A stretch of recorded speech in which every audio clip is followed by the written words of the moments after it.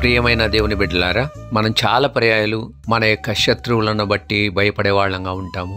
మనకు విరోధంగా ఉన్న వారిని బట్టి భయపడే వారంగా ఉంటాము. మన యొక్క హార్ట్ కూడా, మన యొక్క హృదయం చాలాసార్లు ద్రవీభవించేటువంటి పరిస్థితులు, నిరాశజనకమైనటువంటి పరిస్థితులను మనకు కల్పించేటువంటి వాళ్ళు, మనకు విరోధంగా మాట్లాడేటువంటి వారు, మన యొక్క అభివృద్ధికి నిరోధకులుగా పనిచేసేటువంటి వాళ్ళు, ఇలాంటి వారిని మనము అనేక చోట్ల మనం గమనిస్తాం. కొన్ని పర్యాలు ఇంట్లోనే అలాంటి వాళ్ళు మనకు తారసపడతారు, లేక ఇరుగు పొరుగు వారిలో ఇలాంటి వాళ్ళు ఎదురుపడవచ్చు, లేక బంధువుల మధ్యలో మనం ఇలాంటి వారిని చూడవచ్చు, లేక వర్క్ స్పాట్లో మనం చూసేటువంటి అవకాశం ఉంది. నిర్హేతుకంగా కూడా మనల్ని ద్వేషించే వాళ్ళు సామాన్యంగా ఉండటాన్ని మనం చూస్తూనే ఉంటాం.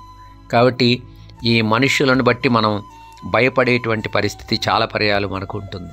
కానీ దేవుడు ఇది నాడు మీతో చాలా స్పష్టంగా మాట్లాడుతూ ఉన్నాడు. యెషయా గ్రంథము 2వ అధ్యాయము 22వ వచనము నుండి, తన నాసికారంధ్రములలో ప్రాణము కలిగిన నరుని లక్ష్య పెట్టకము, వానిని ఏ విషయములో ఎన్నిక చేయవచ్చును.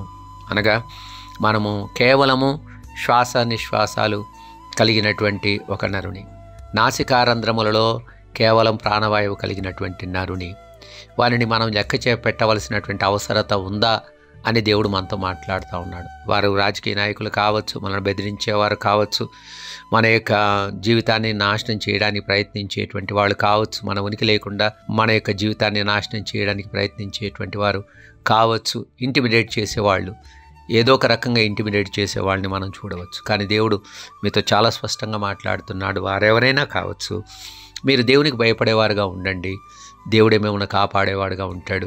వీరి చేతి నుండి, వీరి ఉత్సుల నుండి, వీరి యొక్క భయంకరమైన తలంపుల నుండి, ఆలోచనల నుండి, వారి యొక్క ప్రణాళికల నుండి దేవుడే మిమ్మల్ని కాపాడేవాడుగా ఉంటాడు. ఎందుకంటే ఆయన అంటాడు, వానిని ఏ విషయంలో ఎన్నిక చేయవచ్చును.